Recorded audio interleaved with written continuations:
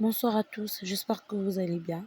Je réponds au nom de Massida Lubemu Joyce, étudiante de la L2 LMD phasée à l'Université protestante au Congo. Aujourd'hui, nous allons parler de la contingence de la gestion de ressources humaines selon l'auteur Nizet et Peuchot dans le cadre de notre cours de gestion de ressources humaines.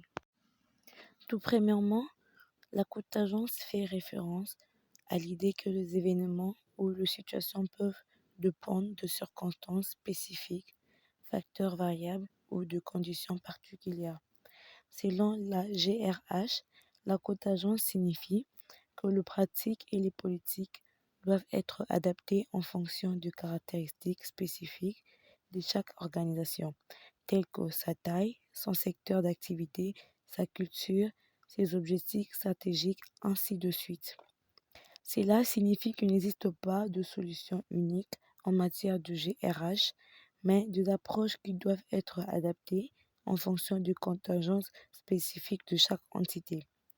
Elle permet de prendre en compte les variations et les particularités des situations pour concevoir des solutions adaptées et efficaces. Selon notre auteur Nizet, la contingence des GRH repose plus sur le principe que les pratiques des ressources humaines doivent être adaptées en fonction de contingences externes et internes à l'organisation. La contingence externe inclut le facteur économique et technologique qui influence sur l'organisation, tandis qu'interne se réfère aux caractéristiques propres à l'entreprise, telles que sa taille, sa structure, ainsi de suite.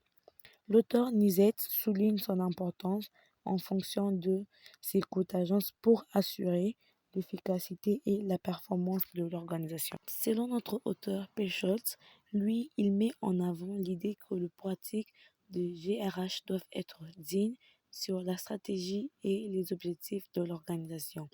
Pour Pechot, il est mieux d'adapter les pratiques de ressources humaines en fonction de la stratégie organisationnelle, des besoins des employés et des exigences du marché pour garantir la performance globale de l'entité. Il insiste sur l'importance de la flexibilité et de l'adaptabilité des pratiques de ressources humaines pour répondre aux besoins changeants de l'environnement organisationnel. Pour résumer notre sujet portant sur la contingence de la gestion des ressources humaines, les deux auteurs présentés, Nizet et Peuchot, mettent en avant l'importance d'adapter les pratiques de gestion des ressources humaines en fonction de contingences externes et internes à l'organisation.